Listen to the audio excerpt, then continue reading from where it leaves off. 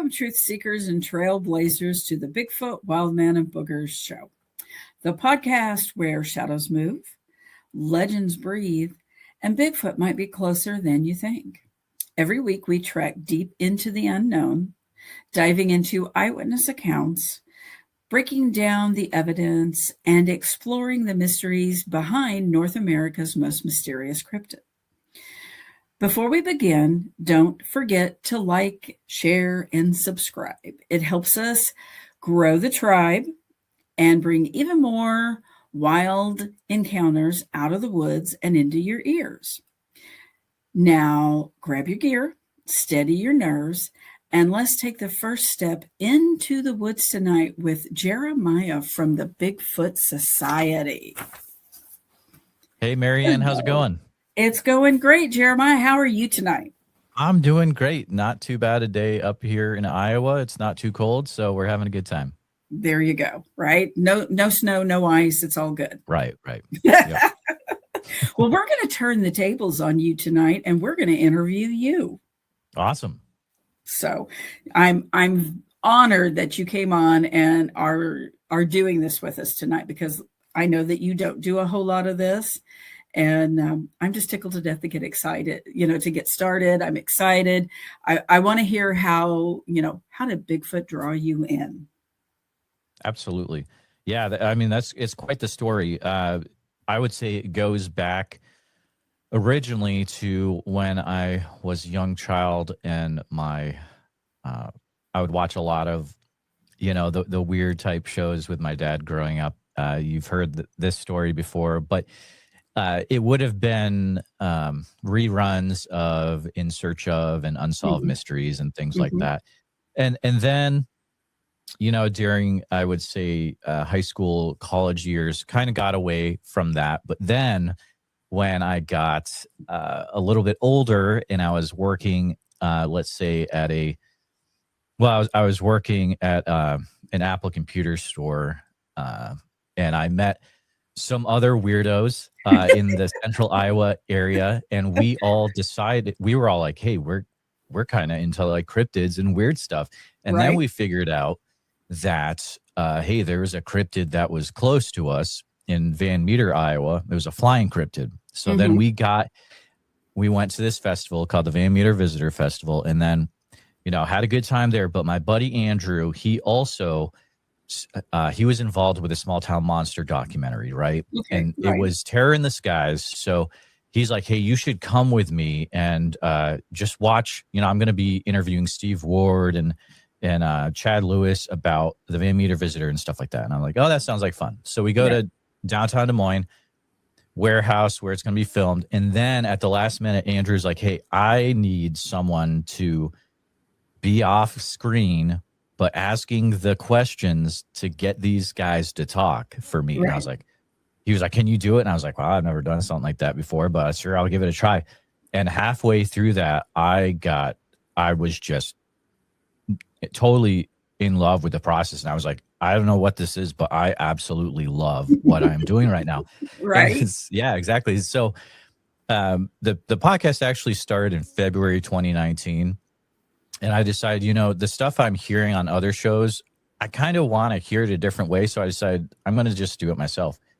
And so what I ended up doing was I started the show, and it started out as just based on all cryptozoology. It was a catch-all, right? So if you listen to the early show, it's totally different.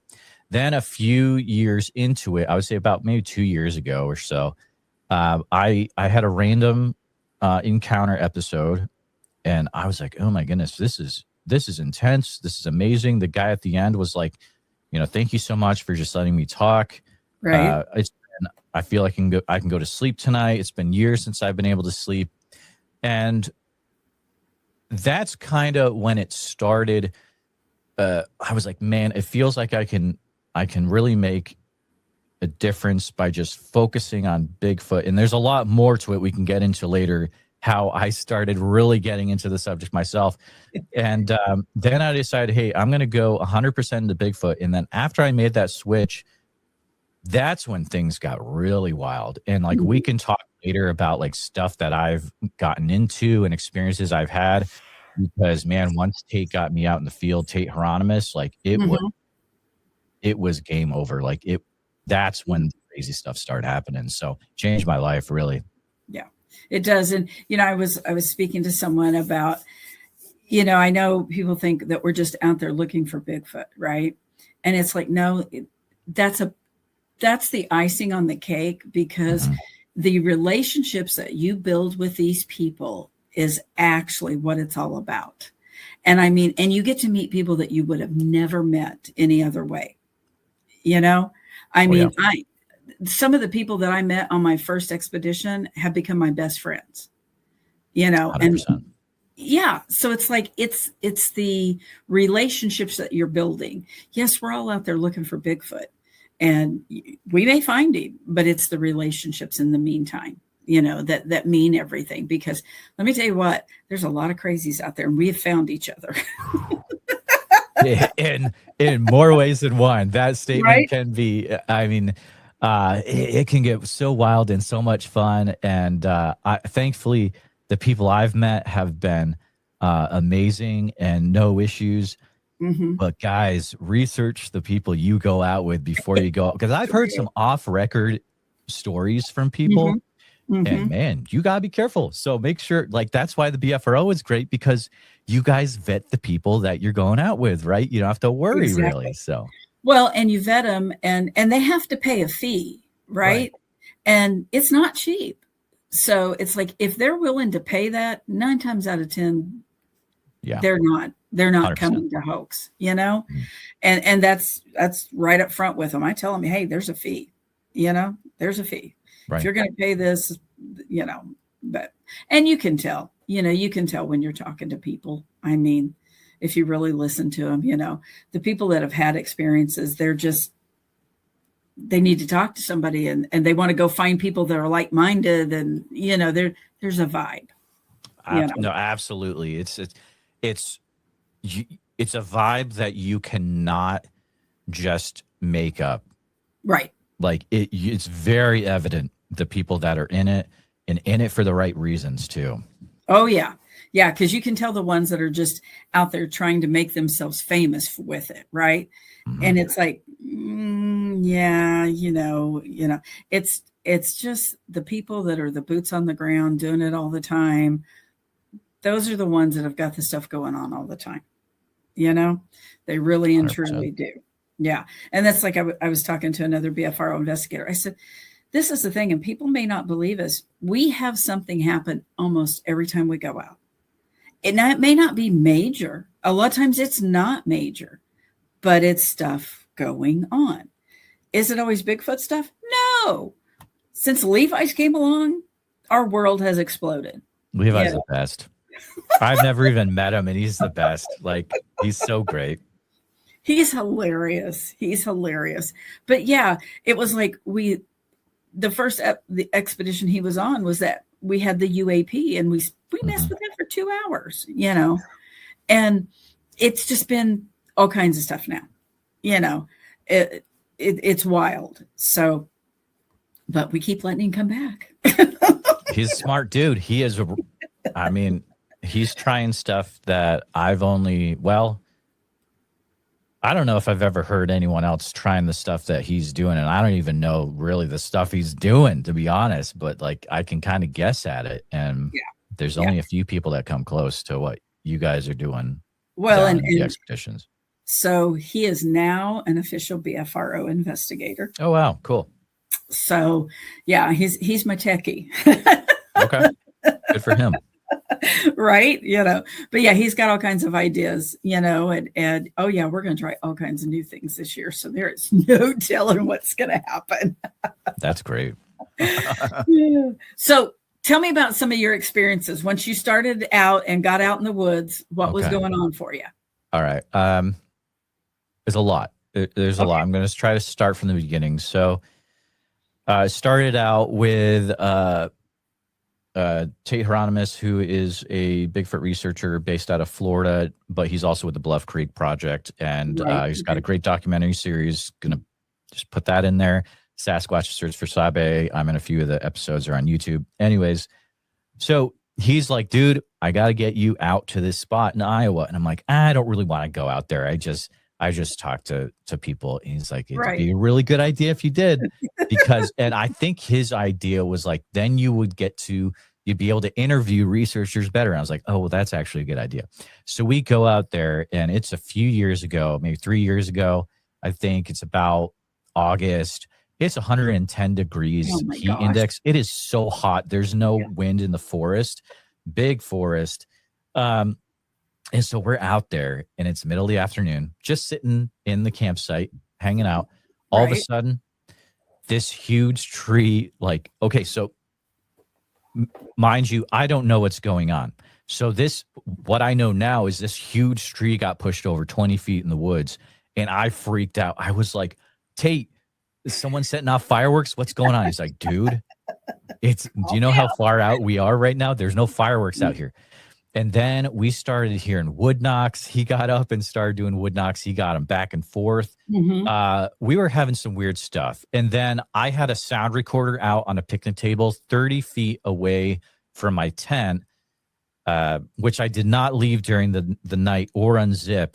And about 3 a.m. that night, I recorded the sound of a tent zipper, which is very strange. Yeah. And another individual I know, she has also heard a mimic tent zipper in another area of Iowa. So that was kind of like the first thing going into it.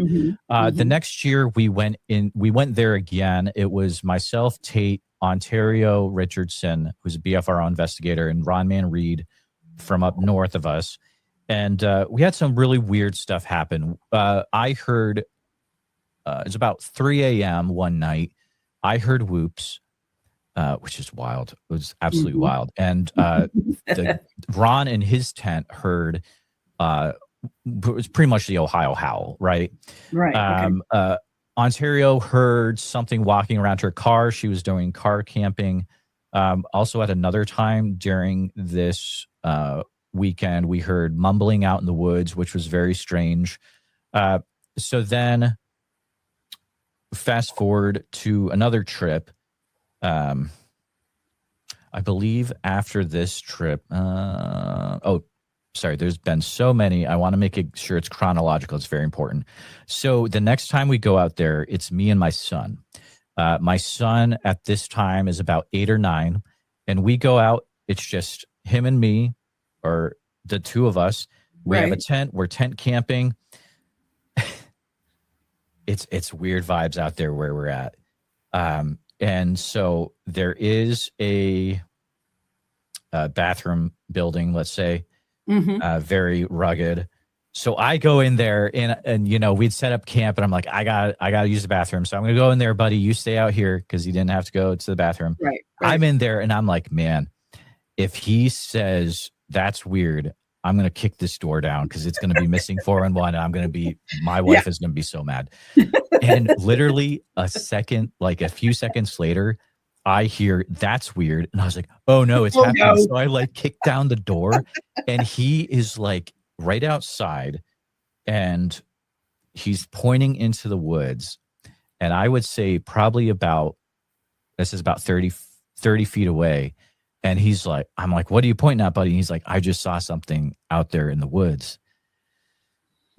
What I can find out, he's gone back and forth. At the time, he was saying that it looked like something was about 8 to 9 feet tall, looking around the side of a tree. Yeah. Then about a week later, he says, well, I don't think I saw anything. And I didn't want to push it. But then a few months later, I asked him, why did you change your mind? And he's like, because it doesn't make sense to me why a monster would be out in the daytime than at night. I was like, holy mackerel. It's because he's such a logical little kid. So there's that, right? Okay. Right. Then, so we got wood knocks that same night.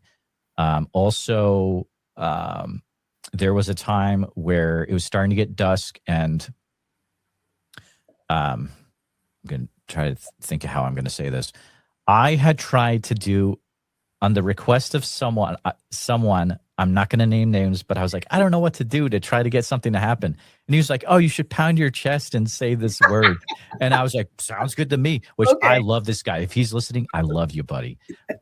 It might not have been the right idea to do, because what happened was like pretty much I got hit by infrasound really hard and my heart started racing. Yeah. And I was like, I feel like I'm going to have a medical issue. And like, my son, who's very low key, all of a sudden he starts running around the entire camp. He starts getting amped up out of nowhere.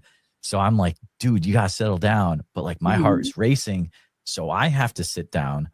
And then I'm like, oh, I got to go and get him. So I get up and go after him. Then my heart starts racing again. I'm like, they're trying, like, what's going on? Yeah. So I'm like, I don't know what's going on. We're going to bed. Forget this. We go to bed in the tent. I can't go to sleep. I'm up until like 2 a.m. Oh gosh, yeah. This is and this is a new tent, right? This is a brand new tent. It's 2 a.m. And you know how in a tent, so imagine like a 2-person tent, you've got the main things that are going over, the main poles, the big ones. Yeah. All of a sudden, the main pole snapped and the whole tent fell on us. And I was like, oh, like there's no logical way that tent pole should have snapped, because one, why would it snap by itself? 2, it's a brand new tent. I don't know how to explain that. And then the next morning I was like, I don't know what's happened. I'm going to walk away from this whole Bigfoot thing. Like, this is out of control. I had a terrible attitude. And then we get 10 miles away from that campsite. It's sunshine and roses. The whole attitude thing gets out of there. So there's so much, like, are you cool if I keep going, Marianne? Because there's a lot. Okay, so there's that, right? So then I started doing solos at this place by myself. Okay. Yeah. A lot of weird stuff happened. The first time I did a solo, there's so much weird stuff. There was 2 campsites in this area. I usually sleep in the main campsite. There's one over to the side closer to the woods. There was a family of Thai family, like Thai nationality. So they were over there having like a family reunion, which is awesome. And I was like, I'll take the side one. Okay. So I'm over there and I'm hearing wood knocks and stuff. And I'm just kind of chilling out. It's during the daytime. And all of a sudden, these little kids start running around in the main area. They start picking up sticks. And they start pounding on the trees and like making these like monkey type noises. And I'm like, no, stop. But like there was a language barrier there. So they didn't, I couldn't stop them. And so I'm like, oh man, here we go. So they're pounding on the trees, making monkey noises. And behind, like 20 feet in the woods behind my tent, all of a sudden, bam, huge tree gets pushed over. I'm like, oh man, this is it. And so like, let me get the popcorn. Yeah, like, here we go. Thanks. Yep. And so they leave. So now I'm there all by myself. Huge forest, no one else in there. And I'm like, well, whatever happens, happens. So I'm going to bed. It's about 2 to 3 a.m. I'm in my tent. No joke, Mary. This is the most scared I've been in my life. I'm in my tent, laying there. I hear something. I wake up. Something is walking around my tent, super slow. And I'm like, I felt like my heart was going to, like, I know what witnesses mean now when they're like, my heart was pounding on my chest. It felt like I was going to like have a stroke or something, because my blood pressure was so high. I was like, this is it. I'm done. So I just held my breath the whole time and I just waited it out. And whatever it was, it walked away. Now, the crazy thing is, the next morning I got up. On the picnic table outside my tent, there was a plastic fork with a squirrel tail through it. That makes no sense logically. I was like, screwing with you. I don't know what's going on. Yeah. So I was there for one other night. That night, nothing really crazy happened. But then, so it's a Sunday morning. It's 7 a.m. I'm sitting in my tent. I'm like, well, time to go. We're done. As I'm hearing something in the background, and I remember thinking in my mind, I was thinking, man, that sounds like a gibbon from the zoo. And I was like, that sounds like a gibbon from the zoo. You're like, And wait I a was minute. like, there's whoops in the woods behind my tent right now. And I was a dummy. I didn't have any of the sound going. Of course, the sound recorder not going. Okay. All this is happening in the same place in Iowa, right? Okay. Right. So then fast forward to middle corn sweat, which Midwesterners know what corn sweat is. It's when it's like really high humidity. It has to do with the corn, right? Right. So me and my kid are out there because I made a wrong decision, and we went out in the middle of corn sweat, and it was no. I really hope he wants to go hiking again in the future. I'm sure he will. So we're out there, we're sweating to death, right? Right. And thankfully I had some electrolytes with us, so we were able to get electrolytes in. So we're like, man, this is let's just go to bed. This is crazy. We had wood knocks before. Wood knocks are like old news. Like, yeah, that's cool. Wood knocks. What happened though was it's 2 or 3 in the morning. I wake up. My kid had a little like toy lantern. And you know how in a tent you'd have the loop? So he had hung that. I wake up. I'm looking up. It's 2 a.m. The lantern that's hanging from the loop is swinging back and forth like crazy. There's no wind. There's no storm. At the same time, I hear what sounds like something beating the crap out of a tree and what sounds like angry chimp noises. And then I just passed out and went to sleep. Like so many witnesses say, I just went to sleep. No, I no idea. So I was like, I'm not going to say anything and see what happens. The next morning, my kid is like, did you hear those weird monkeys in the woods last night? I was like, oh my goodness. I didn't imagine it or we're crazy. I don't think we are. But so there's that. Another thing, and this happened. I'd never captured audio there until the last time. So September, I go out on a solo.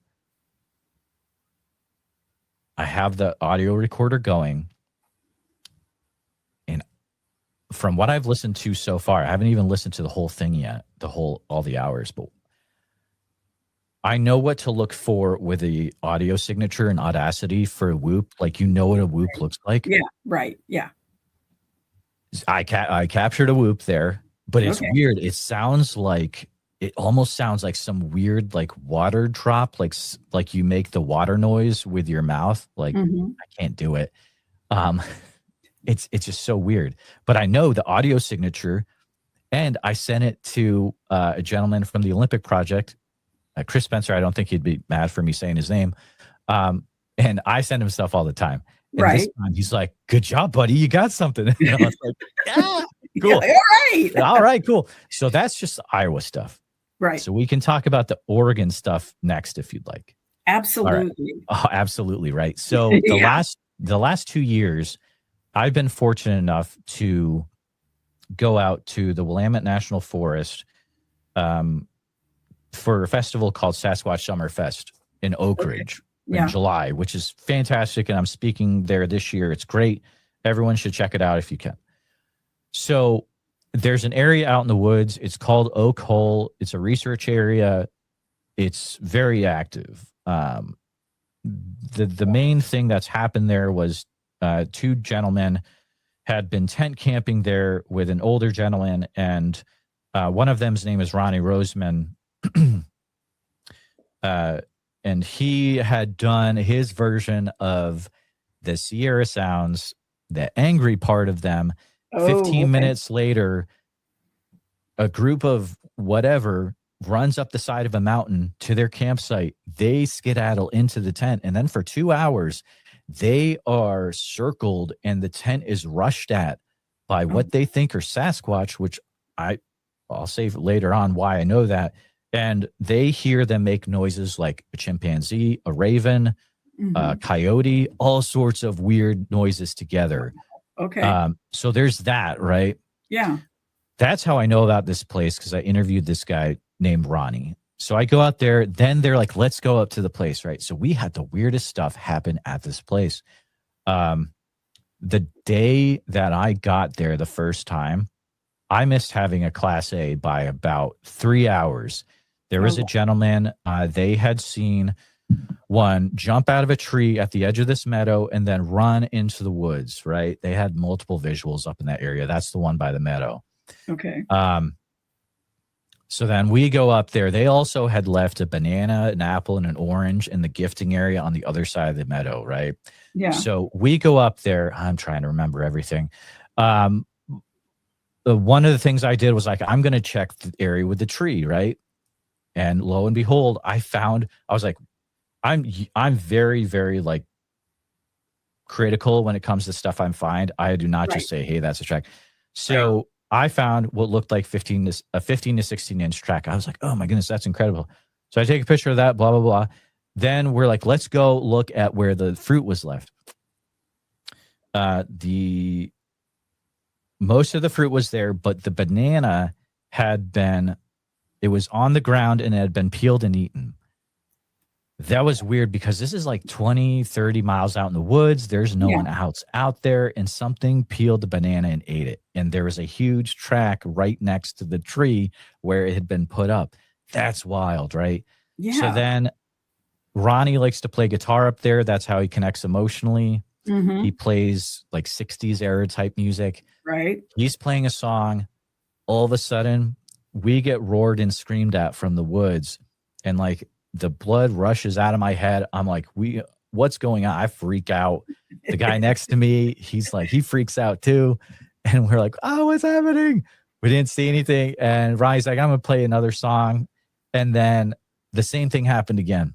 Right. Mm-hmm. And we're like, I could never, I've never heard anything like it. It was so weird. It was a roar. It was a scream. It was so, so strange. So that was the first year.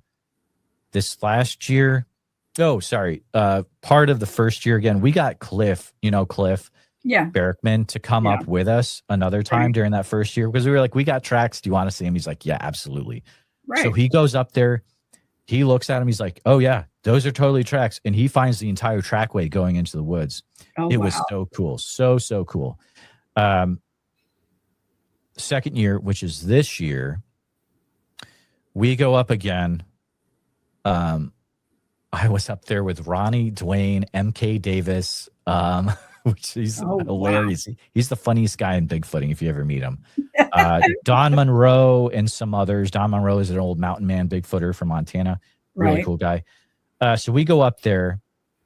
We didn't really have a lot happen, but I was like, I want to try something. So I go out.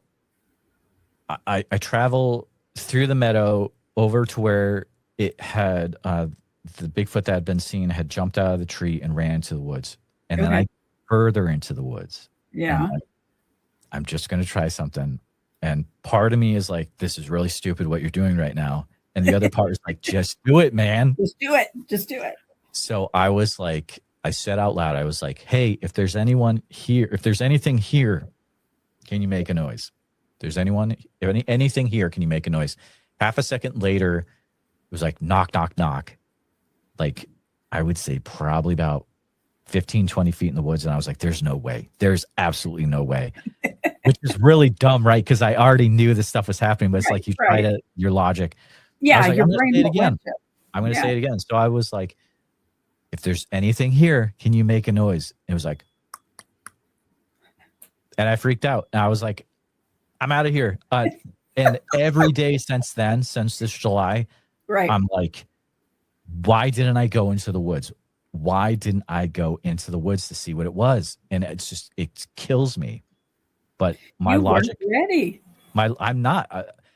The first year, this guy named Bill Morris, who I have interviewed at the festival, it's the last day, and he's like, "Are you ready to see one?" And I'm like, I think so.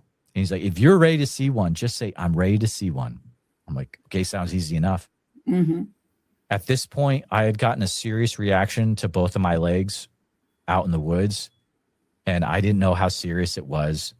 And so I ended up having to go to urgent care in Springfield, and they put me on heavy antibiotics. I had like a really bad high fever, right? Okay. So I had to cancel interviews after the festival, and I was like, man, this kind of sucks. I'm going to go out, get a burger, and see what I can find. Just go on an adventure. Right. Not the smartest. So I go out, and I was like, okay, so if I'm out here on a road by myself and I want to see a Bigfoot, I'm just going to say in my mind, I'm ready to see a Bigfoot. This is what I remember, and I'm not sure if it actually happened because I had a high fever and I was on antibiotics at the time, right? Okay. So I'm not 100%. But what I remember happening is I said that, then I drove by a pine tree that was covered with vines. The vines looked like, I saw what looked like an 8-foot tall silhouette of a Sasquatch in the vines for half a second, and then it disappeared. And I was like, I don't know what I just saw, and I don't know what's going on. Like, it's nuts. So that's the first year.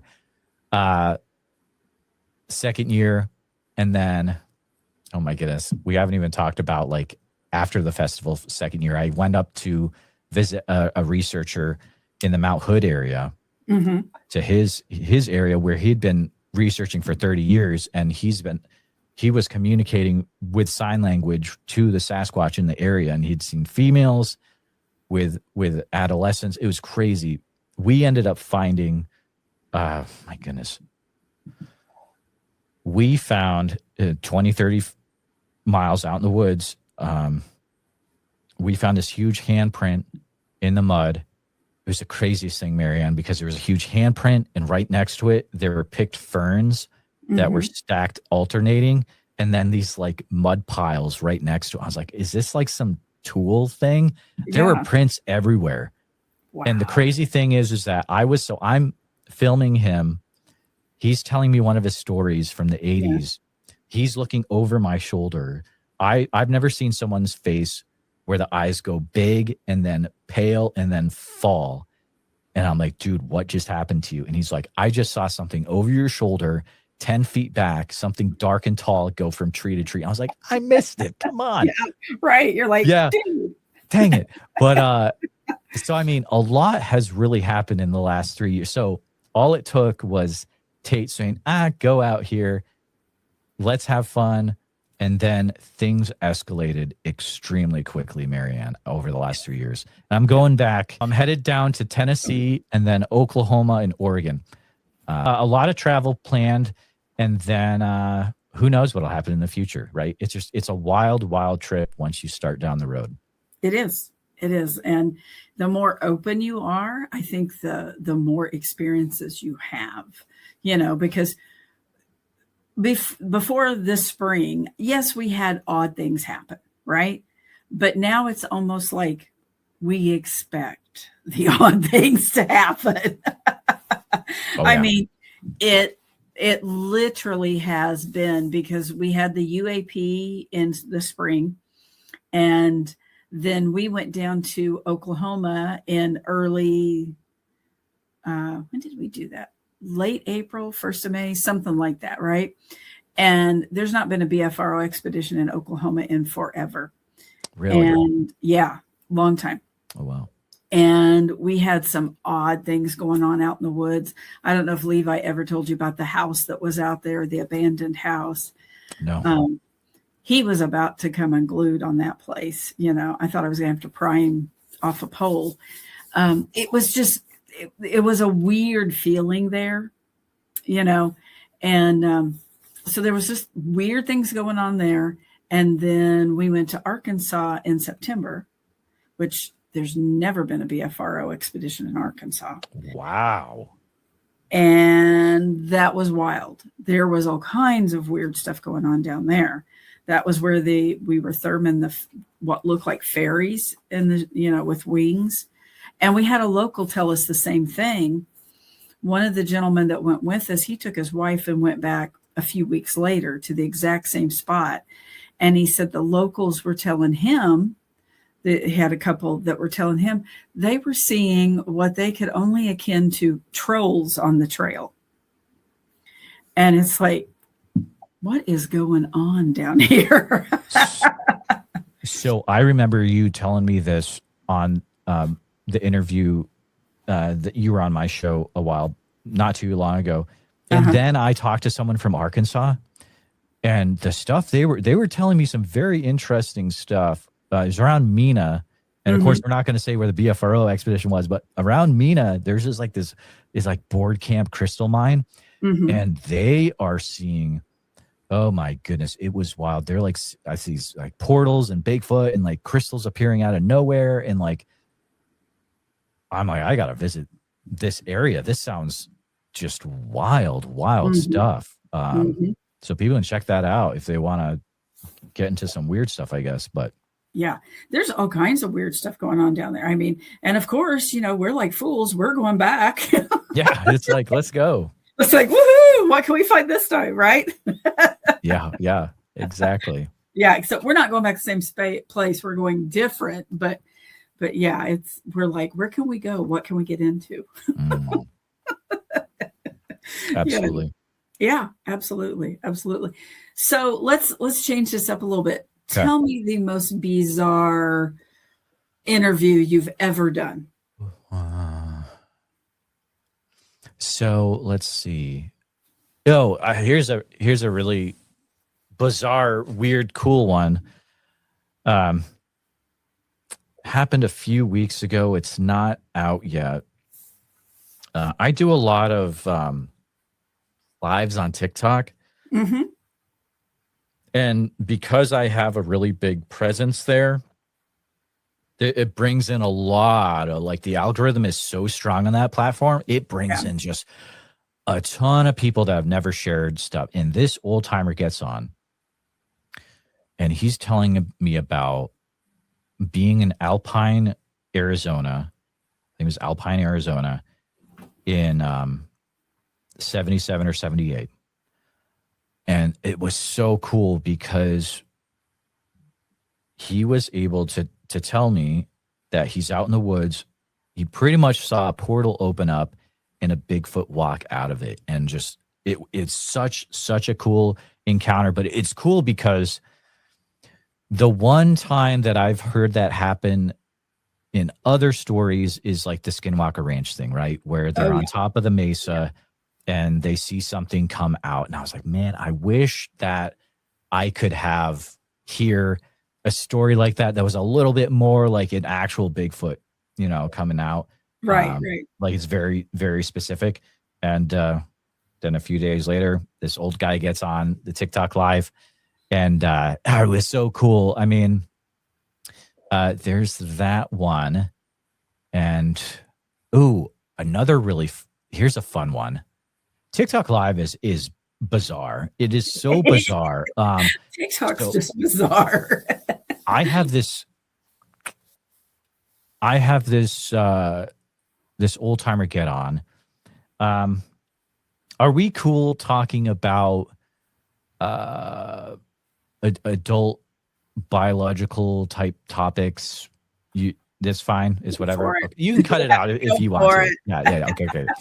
So this is wild. So this old timer gets on and he's like, okay, so I want to tell you about the time that I would go out with Dr. Grover Krantz, and I want to tell you about the time Dr. Krantz saw Bigfoot. I was like, whoa, what are you talking about, buddy? Because Krantz never saw Bigfoot. Right. Like, that's not true.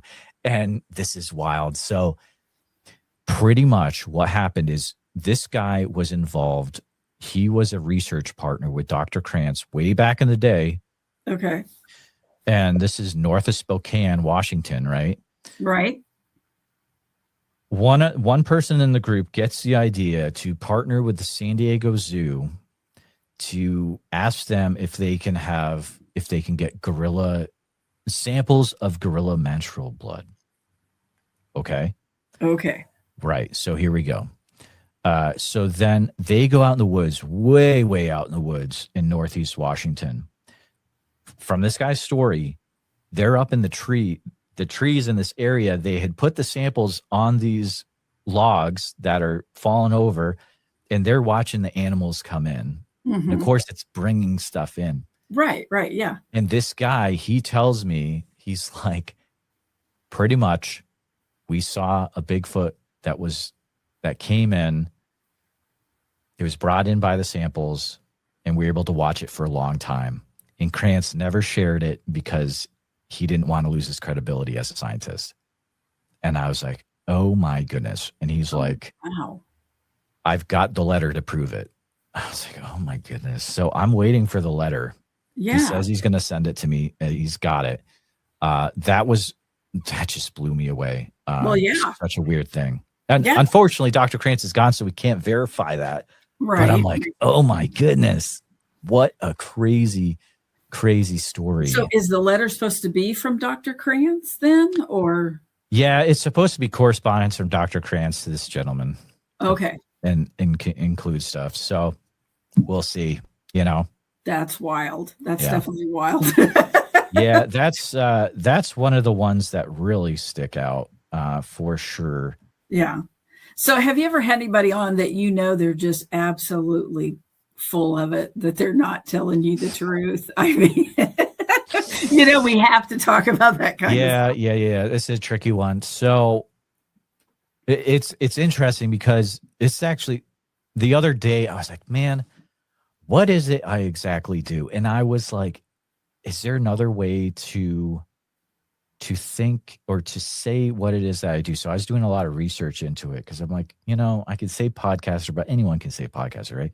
Right. And then I was like, I'm kind of close to what's called an oral historian. It's like you're letting the person share their story and you're taking record of it. On TikTok, I have gotten a lot of garbage. I will say that, which that's not surprisingly. And thankfully, here's what happens. It's never a person where they are like, they say the whole story and then at the end, they're like, haha, gotcha. You believe me. Right. It's a guy where halfway through, they're like, I'll let you fill in what it, and then Bigfoot did this and ha ha ha. And it's like, okay, buddy, are you done yet? Yeah. And he's like, because they're expecting you to freak out. And it's like, okay, are you done? This is why I don't do lives on YouTube anymore, because the stuff that is said, if it was on YouTube, I'd get kicked off the platform. Right. On TikTok, I can take that hit, right? Yeah. So, thankfully, I've never had anyone infiltrate the podcast recordings, but on TikTok, it is the wild, wild west. And there's some real not cool dudes that get on there and try to mess around.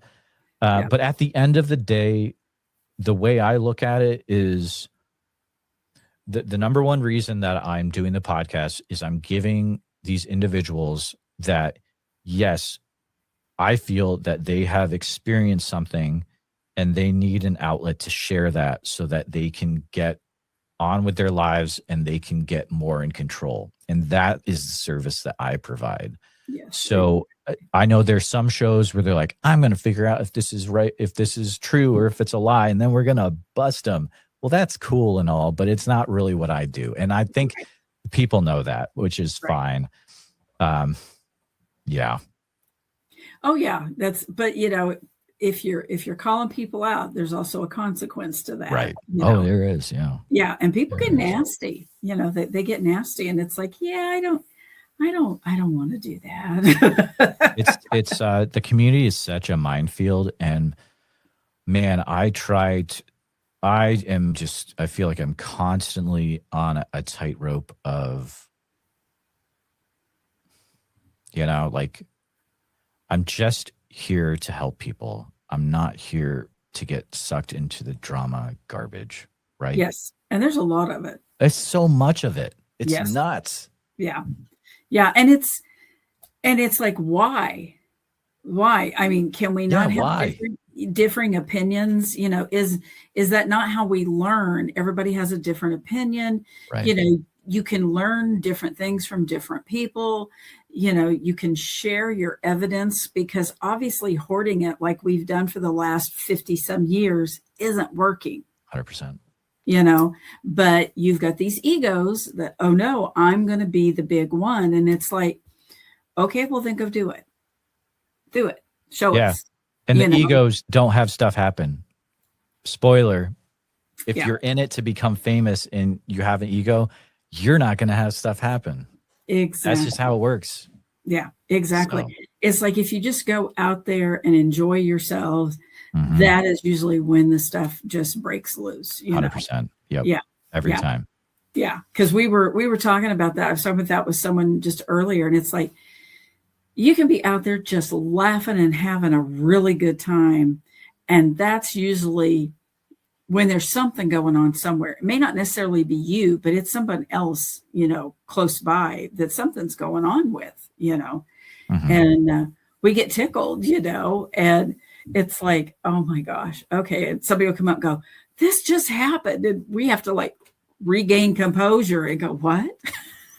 Yeah. Because they've had something, because the rest of us, are over here, I mean, we don't go out there and just act a fool or anything, but you get tickled. I mean, you put that many people out there, there's always somebody with something going on, or you're just watching the newbies getting tickled because they're like, oh my God, there's something in the woods, right? It's like, that is really fun to see that happen though. I mean, like to see someone experience that for the first time. That's really cool. Yeah. Yeah. Yeah. They come back in and their eyes are huge and you're like, what'd you see? Yeah. Right. They're panic stricken. And it's like, that's what you're out here for. Right. 100%. Yeah. Yeah. Yeah. And some people are like, but I've had more people go, but I didn't expect it. And it's like, but you're out in the woods looking for it. What do you think's going to happen? Right. But I think they just don't think anything's going to happen. Yeah, it's such a tricky one because sometimes I feel like I still have. So even though I had that weird thing happen, or in Oregon with divines and stuff, I don't know if that, as I said, I don't know if it was a hallucination. I'm still I have this little part where I think the first time I have an actual Class A visual sighting, it is still going to just like, there are a lot of paradigm shifts that are going to happen in my head. And it's just going to be like, I need to sit down and work through what I need to process this. I think there's still a little bit of room to go there, even though like, I'm like, yeah, it's obviously a real thing because it's roared and screamed at me and done all sorts of stuff. Yes. Yeah. But it's, man, that I think it's that first time that you have that visual. I think it's I know it's life-changing from the people I've talked to. So yeah. Oh yeah. Well, because everything that you thought was real and normal is no longer. Right. It's just shattered your box of everything fits into this box. Well, 100%. That box has just been broken. And you have to now construct a new box. Right. Exactly. So that messes with people. And people either dive into it and they go crazy with it, or they never go back to the woods. Oh yeah, they're done forever. Yeah. It's a either or for sure. Yeah. And then there's the crazy ones of us that are like, woohoo, bring it on, let's go. Let's go for it. Absolutely. Yeah. And then we have something really bizarre happen and we go, what the hell are we doing? Right. Yeah, pretty much. Yeah. You all stop the truck in the middle of the road and go, what? Yep. Yeah, exactly. Well, you're traveling this summer. You're going to have to come to Missouri or go to Arkansas with us, or Oklahoma. I know it. Yeah, it's so tricky. It is so tricky because like I have so many connections in this field. It is out of control. And it's almost to the point where I'm like going somewhere. I'm like, I don't know if I can really like tell anyone because half the people are going to be like, why didn't you like hang out? It's like, it's impossible, Right. It is. But yeah, so specifically for Oklahoma, I'll be at the Honabi Festival. Oh, okay. Just because I've always wanted to do that. And I won't have a booth or anything. I'll just be like, kind of hopefully going around and recording people if I can, or just having a good time. Either way, right? And then maybe doing some other stuff. And the Tennessee one is Randy is doing the Cryptic Camp Out, and I got invited to be a guest for that. So that'd be awesome to hang out with like a lot of good people. Ronnie LeBlanc will be there, and Jesse and Joe from Hellbent Holler. And then Oregon, I'll be speaking at Sasquatch Summerfest and then doing side quests. I never go to a festival or an event unless I can do side quests, which is me going and recording people or going out in the woods with a researcher and freaking out. So well, it's like, well, maybe you just should come to Missouri and do the conference and go camp with us. It sounds like a good time from what I've heard. Absolutely. Yeah. It is a good time. It is a good time. You know, we had, well, and you know, this is the thing. It's like we've every time we went to this place, and we only go there once a year. It's not like we're out there harassing them, right? Mm-hmm. You don't want people to get that impression. Right. But there's always something that goes on. Always something that goes on there every time we're out there. You know, this year it was the massive light that showed up for Levi and Chris and Gary, you know, and they therm it and there's no heat signature to it. But it looks like somebody with a huge flashlight has just flashed them. Wow.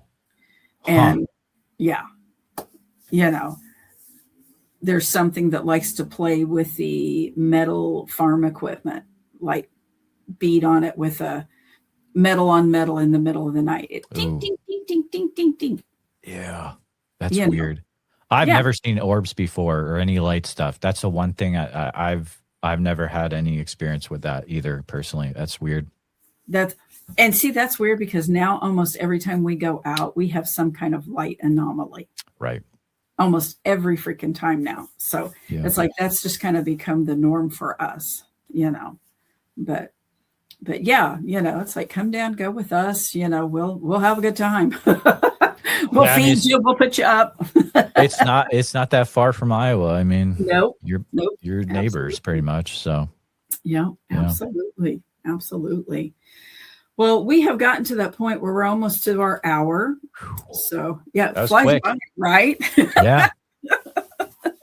Flies by. Absolutely. Well, I appreciate you coming on and, you know, spending this time with us tonight.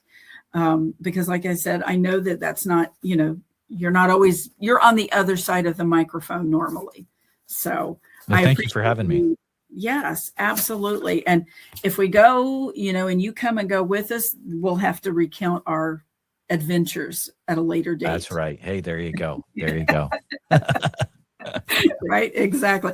And then you'll get to meet Levi because Levi, you know, I mean, that in itself would be pretty cool. Yeah. Right. Absolutely. Yeah, we were actually out last night looking at a couple of areas very close to me. And it's like, he just laughs. He goes, every time I go somewhere with you, it just blows my mind. And I'm like, why? Why?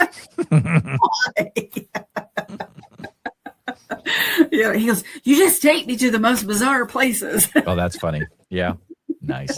Right. I thought it was pretty funny. So, well, like I said, Jeremiah, I appreciate it so much. And, you know, we will stay in contact and see if we can't get you in this area. Awesome. Thank you so much. Thank you so much for allowing me to come on the show. It has been a pleasure, and you're so fun to talk to. And it's been fun hanging out with you. Well, thank you so much. And absolutely the same with you. I enjoy speaking with you. So you have a good evening. And like I said, we'll be in contact. All right. You got it. Bye-bye. See ya. Okay, tribe. That's all for this episode of the Bigfoot, Wildman, and Booger Show. Thank you for wandering the Missouri woods with us today. We'll be back soon with more mysteries, more encounters, and maybe a few hidden surprises in the shadows. Until then, keep your boots muddy, your eyes on the tree line, and remember, show me your Bigfoot.